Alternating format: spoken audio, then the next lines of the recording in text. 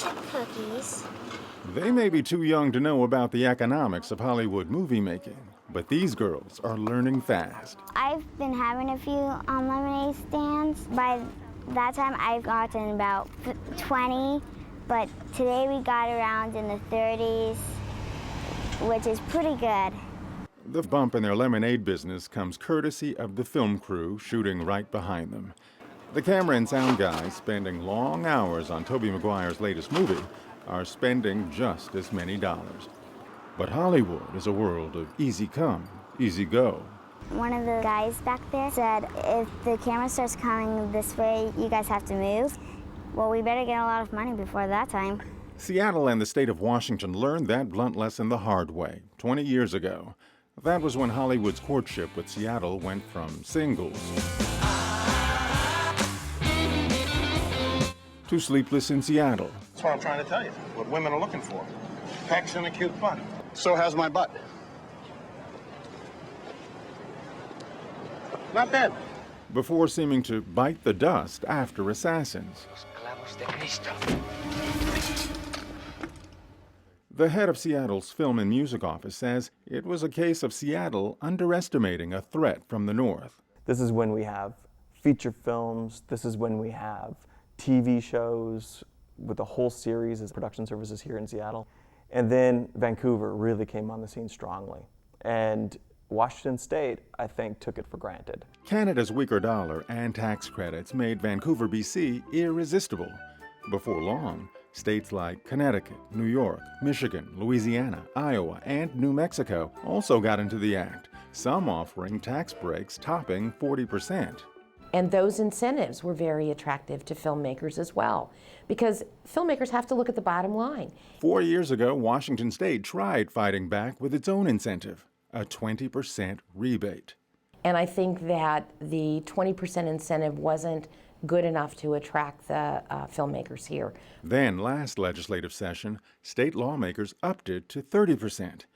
30% was still noticeably less than 40%, but the fact Washington offered a rebate instead of a tax credit got Hollywood's attention. The rebate that Washington offers, which is great, it's a cash rebate as opposed to some sort of tax break that you then have to resell to a tax vendor in the state, so that's something that goes directly back to the financiers. It wasn't just an easier way for producers to repay their backers, it was also faster. The difference is that Seattle actually writes you a check for money, as opposed to other states, which gives you tax credit, which then you have to go to a broker who then goes and sell it. So you don't get a dollar for a dollar, and there's a process, it takes time. And there's been states that has been known to have problems with that. Rolling. But the rebate is only part of the reason our state is once again camera ready. State film lobbyists say Washington has something else producers want. Let's face it, in this state, we can offer mountains, streams, snow, desert. You ask for it, we've got it. Tobey Maguire's new movie, The Details, needed geographical and cultural variety. It's a key reason producers stopped their plans to shoot it in New Mexico.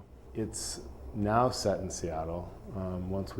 It had to be in a cosmopolitan city that had a mix of, urban and suburban environments where cultured people would want to live, progressive people would want to live. That was a requirement for the story. Robin Williams' World's Greatest Dad isn't specifically set in Seattle. Okay, get dressed, put on something nice. If you don't act right at dinner, I'll stab you in the face. It mostly takes place in a school. So when Seattle's film office offered producers one that had been shuttered, producers were impressed. That was also very sensible, knowing we had a school that we could essentially own, dress the way we wanted it without working around anybody else's schedule. That is a huge boon to sort of production efficiency, and that was actually a very big selling point right from that very first. Unfortunately, Washington's world-class locations, chutzpah, and incentives don't always win the day. Would you like to have a cup of coffee?